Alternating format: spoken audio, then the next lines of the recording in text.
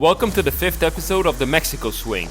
We're in Guatemala, Mexico, competing for 3 weeks, playing 3 ITF 15K tournaments. If you want to know how the first 2 weeks went, go on my channel and check the last 4 videos out. There's also a playlist called Mexico Swing that you can easily find and watch all the episodes from the series in order. This was my 3rd and final week here in Mexico, but we absolutely had to close our time here in the best possible way. Because I lost on Thursday the previous week, and that I was in main draw for this tournament, I was able for the first time to have a few days to work. The site had a lot of courts, so practicing was pretty easy and often there was a free court. I almost never had to share court. These last couple of days I put a lot of focus into the serve +1, being quick right after my serve and get set with my feet nice and early to hit the ball clean while being stable. Like I said before, being ahead in the point here is essential because it's almost impossible to turn it around. I also worked on the approach or attacking ball. I've had some trouble with that the last few matches.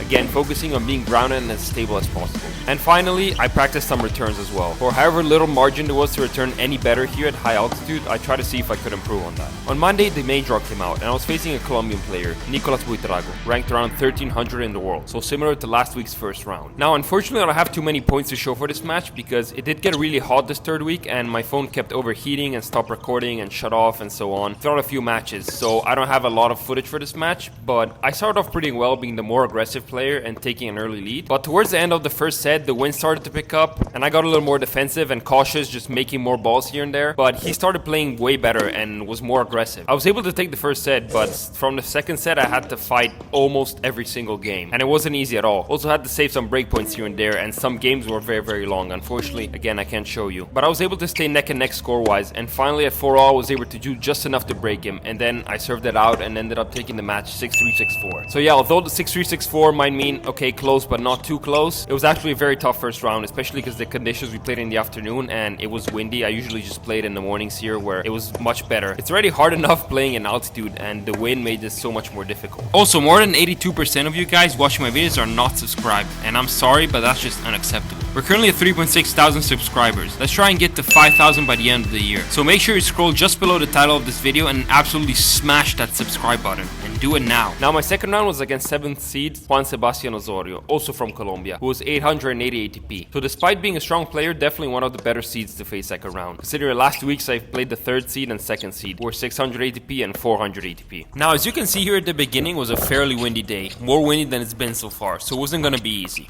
There's only a certain amount of getting adjusted to the altitude you can achieve in 2 weeks. And going into a new match is always very tricky and you need to start off very carefully. One thing about these Colombian guys is that they train in altitude already. Not as high up as here. If you haven't watched my previous videos, we're at an altitude of over 9,000 feet and over 2,700 meters, which is insanely high to play a tennis match. But yeah, they train in altitude and are probably a bit more solid in these conditions. Obviously, I also played quite a few matches here by now. I knew that I could play my version of aggressive tennis here, and that's what would work best. Just with a few tweaks to my game and swings a bit shorter, I could do a lot of damage, so that's what I was gonna try to do. The wind was pushing me to be a bit more cautious at the beginning if I wasn't well set, but you know, if I had the chance to do damage and be aggressive, I certainly was gonna do that. Starting with the serve, obviously I wasn't gonna hold back. Returning, however, was a different story. Look at how much the ball flew off of small swing. At 30-15 down here, I'm trying to find some rhythm. Some shots that maybe I'm feeling more than others, so I can look for those and build my points from there. I was also feeling a bit tired. My last match was quite physical, and I think the cumulative fatigue from the 3 weeks here was starting to show up. Bottom of the net there, however, and the next point is its similar fate. At least the serve was serving. I realized from early on that while he tried to stay solid from the back and didn't put crazy pressure, he liked coming to the net whenever possible. He does there, but ends up having to go back off the smash, and I do a good job flipping the point there. I was really trying to put the practice what I worked on. You can see here, nice and grounded with my feet, just letting my arm go through, not jumping around too much or looking for extra power. I think that's why I shanked so many forehands my last match here. I knew I had to be set early on and move my body very little, and most of the time that would be enough power if I timed well the hit. No need for jumping as I would do in normal conditions.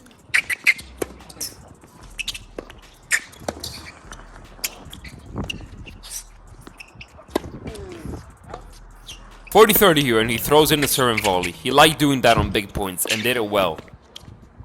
So we're 3-2 for him now, but so far things are stable. We're both on serve and not having too much trouble holding.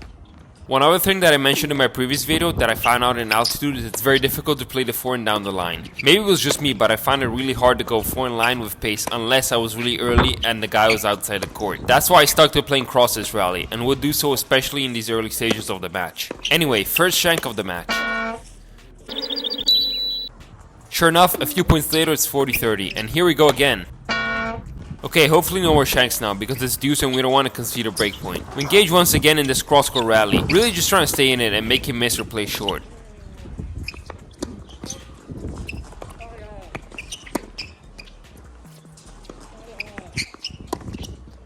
But instead, I go back in line, and that pays off massively.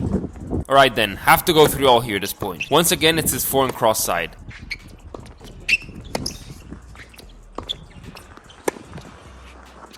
And then go line winner, making it look easy, but it really wasn't this tournament. I've missed so many of those. 3-all, and you're here to win is starting to pick up, and that complicated things quite a bit. It's actually crazy because this specific rally we both hit clean, quite a few balls, making it seem like conditions are normal, but really it was more of a unique case at this altitude with this win.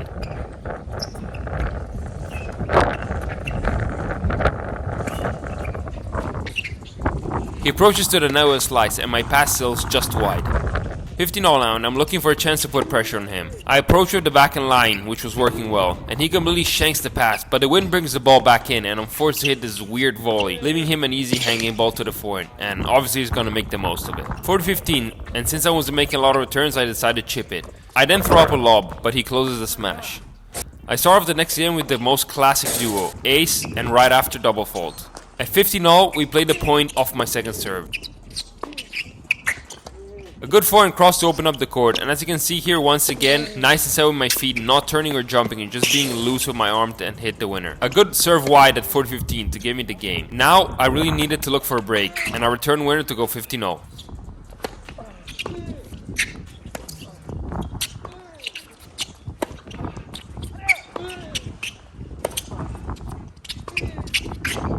The miss forehand here in 15-30.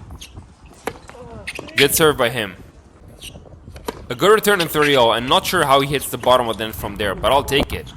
Breakpoint, but missed return again. Fast forward to add in, and this was really the festival of missed returns on my side. I missed so many the entire match. Had to focus on my serve again now though.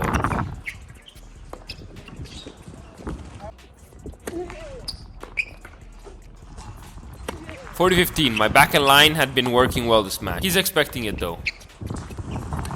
Forehand crosses try and push him outside and then go too much down the line. That can never go in a million years. A good first serve at 40-30, but he's somehow able to make it, and I have to work this point.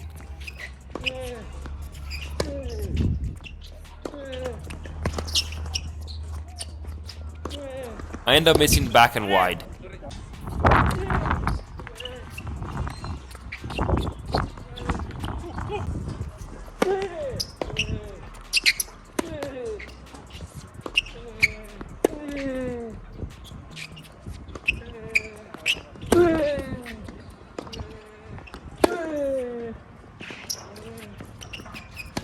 Yeah, so one way or the other I was able to get that game.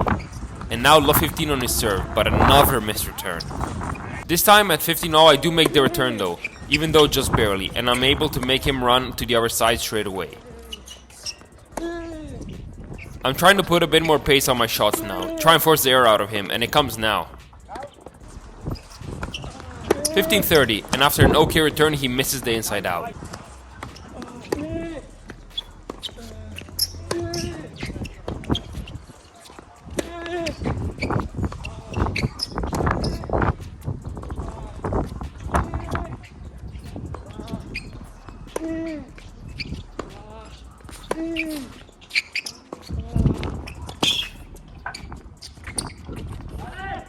Not quite able to get the break on that point, but I have another chance here. And there it is! Now I'm able to go serve for the set, and a good first serve to start the game off.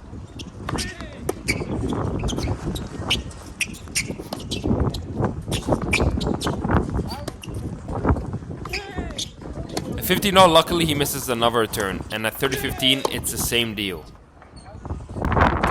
Finally, an ace gives me the first set, 7-5. He starts off with the double fault the second set, and these first few games here are always the most important ones, because they determine how your opponent will play the remaining of the set. If he's disappointed or pumped or hopeful, etc.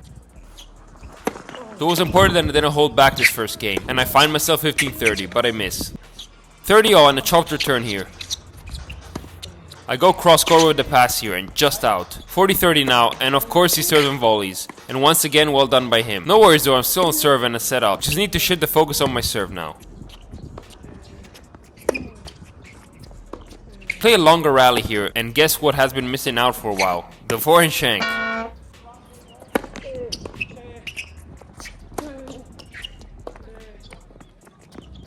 $15 now, and my favorite combo on these courts. Big serve and forehand cross approach.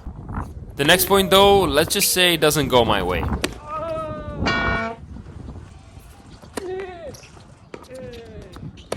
$30 now, kind of a big point already, and I missed one of my first forehand cross. Break point him.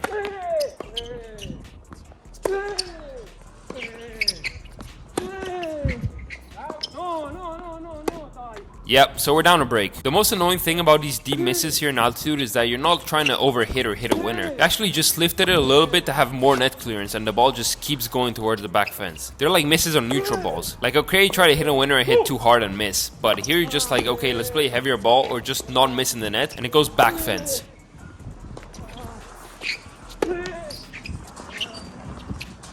After playing 2 solid points, I played 2 bad ones, so it's 30-all, and he double faults. On breakpoint, I missed the return though.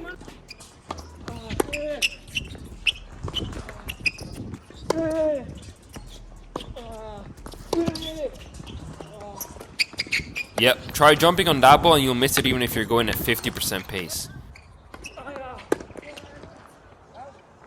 And a missed return to gift him the game. I'm not the type of player to just give up once things get tough though. A couple of good serves here to go up 40-15.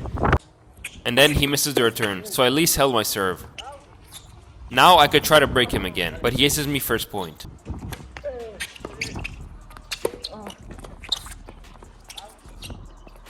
$15-all, I'm immediately on the run on the backhand side. He fakes the backhand to hit a drop shot, and on the reach I go line. He gets there to hit the passing shot, and with the volley I do just enough to take home the point. 15-30, but guess who's back?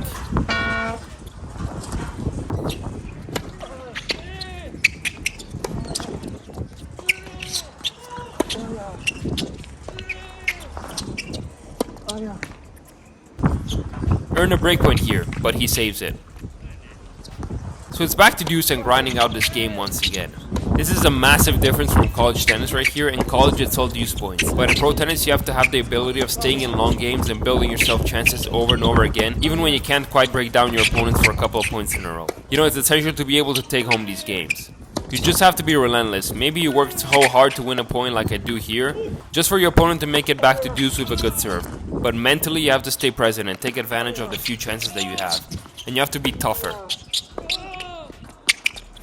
In a way, there's less luck involved. In college you can just hit an ace or return winner on deuce point and win a set like that. Here it's more challenging. You have to be better for 2 points in a row.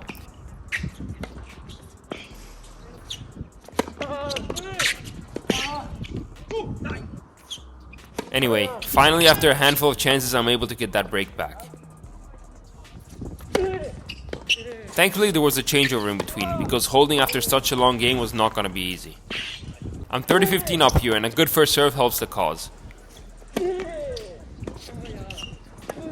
40-30 and I don't remain in control of this point for too long. Too soon I'm on the run. And he does a good job making me work and get to deuce. A missed return at deuce and another after as I go first serve tee. I missed 3 returns to start this game. It's almost like I'm taking a bit of a breather here. At 40 love I make it and he misses the forehand cross after.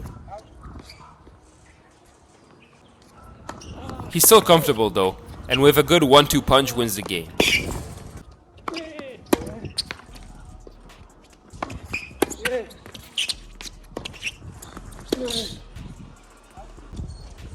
A good game here takes me to 4-all.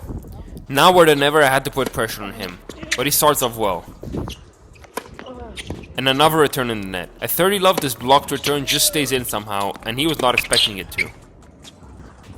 At 30-15 he double faults. 30-all, massive points, perhaps the biggest of the entire match.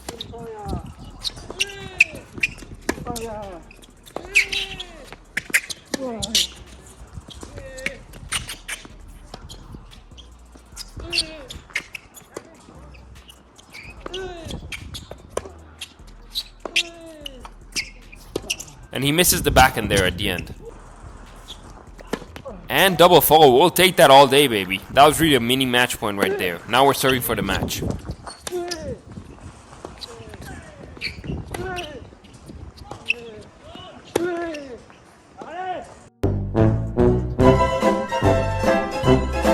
Yep, deep apologies for this one here, but my phone did die at this very point, so unfortunately I don't have the rest of the footage, which is quite upsetting. I hope it isn't too irritating for you guys watching to cut off the video here at the moment of truth. But I did end up serving it out and winning the match 7-5, 6-4.